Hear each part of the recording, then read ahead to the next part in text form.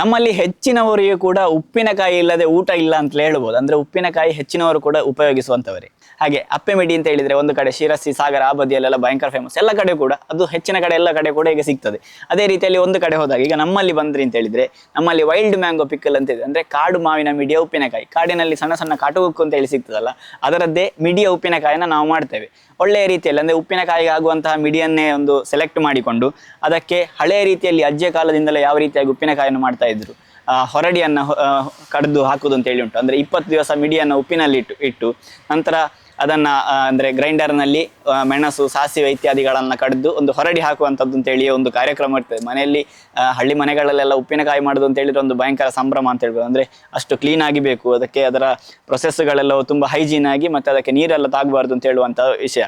ಹಾಗಾಗಿ ಅದನ್ನ ಮಾಡುವಂಥದ್ದು, ಅದನ್ನು ಕಟ್ಟಿಡುವಂಥದ್ದು ಎಲ್ಲವೂ ಕೂಡ ತುಂಬಾ ಪ್ರಾಧಾನ್ಯತೆ ಇರುವಂಥದ್ದು. ಹಾಗೆ ನಾವು ಕೂಡ ಅದೇ ರೀತಿಯ ಉಪ್ಪಿನಕಾಯಿಯನ್ನು ಹಳೆ ಸ್ಟೈಲಲ್ಲಿ ಯಾವ ರೀತಿಯಾಗಿ ಮಾಡ್ತೇವೆ ಅದನ್ನು ಮಾಡ್ತೇವೆ.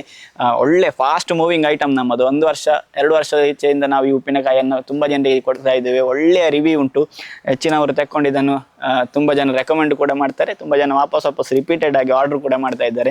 ನಿಮಗೆ ಕೂಡ ಈ ಉಪ್ಪಿನಕಾಯಿ ಬೇಕು ಅಂತ ಹೇಳಿ ಆದರೆ ಖಂಡಿತವಾಗಿಯೂ but&but.in ಅಂತೇಳಿ ನಮ್ಮ ವೆಬ್ಸೈಟ್ ಇದೆ, ಇದರಲ್ಲಿ ಆರ್ಡರ್ ಮಾಡಿಕೊಳ್ಬಹುದು. ಖಂಡಿತವಾಗಿ ಮಿಸ್ ಮಾಡಬೇಡಿ. 200 ಗ್ರಾಮ್ಸ್, ಅರ್ಧ kg ಹಾಗೆ 1 kg 3 ರೀತಿಯ ಬಾಟಲ್ಗಳು ಬರ್ತದೆ.